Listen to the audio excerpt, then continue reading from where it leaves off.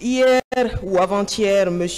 Camara Ansoumane a dit que quand il y a eu ce massacre, il a essayé de vous joindre et qu'il avait eu au téléphone votre chef de cabinet ou le chef de cabinet du ministère de la Sécurité, qui lui a fait comprendre qu'il existait ce qu'on pourrait appeler un poste de commandement au niveau du camp Samori. Est-ce que vous pouvez nous en dire un peu plus de ce poste de commandement? C'est lui qui l'a dit. D'abord, hier, quand on m'a demandé est-ce que j'étais avec le général Toupou, j'ai dit non. J'ai dit non. Même en échange, je n'ai rien échangé avec le général Toupou. Ok, donc vous venez dire que cela n'a jamais existé et que vous n'avez jamais communiqué dans ce sens.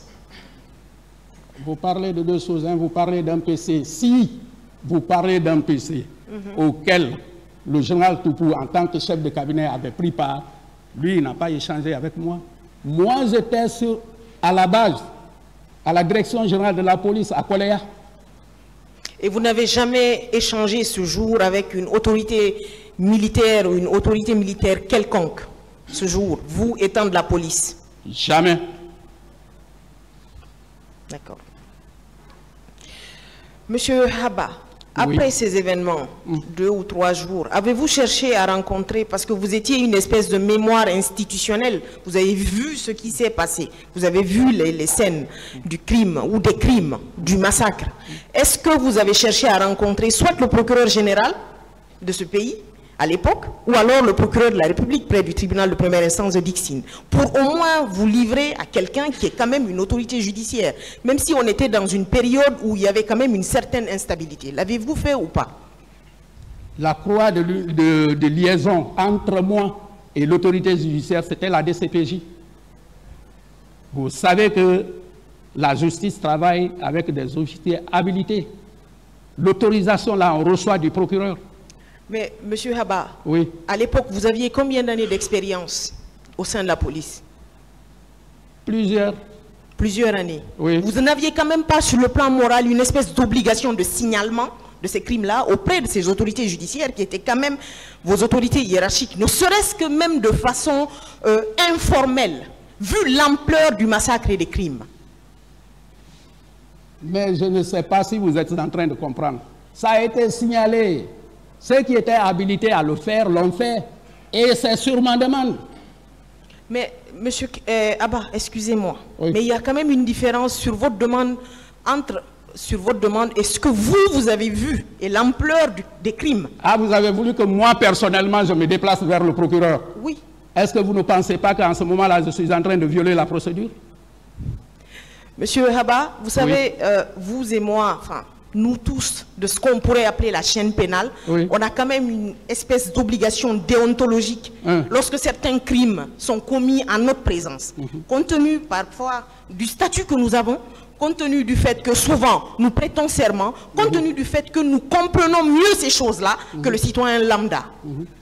Donc c'est quand même ahurissant qu'à quelqu'un qui soit directeur général de la police, qui est atteint ce niveau-là, dise qu'il préfère attendre qu'on lui tende la perche.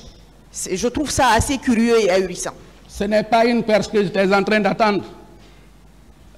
Souvenez-vous que j'ai dit à l'entame de mes premières déclarations, aussitôt arrivé au stade, après avoir constaté les faits, premièrement, j'ai informé l'autorité administrative de tutelle.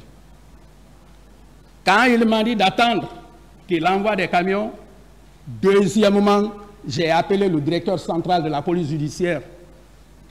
Et au niveau de la direction centrale de la police judiciaire, il y a la division des investigations criminelles. Sous d'autres cieux, c'est même une direction qui est crainte.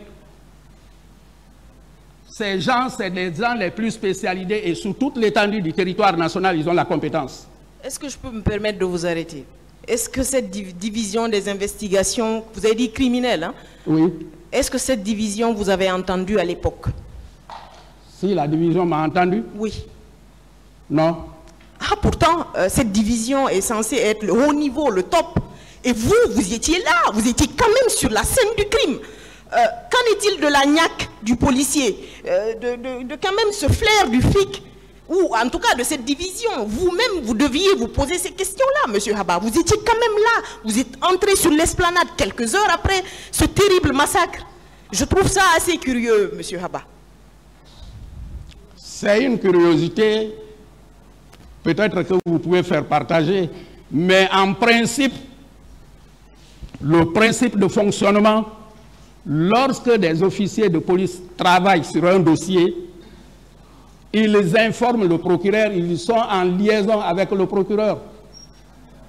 La suite des choses, ce qui est autorisé, c'est qu'il y a ce qu'on appelle commission rogatoire.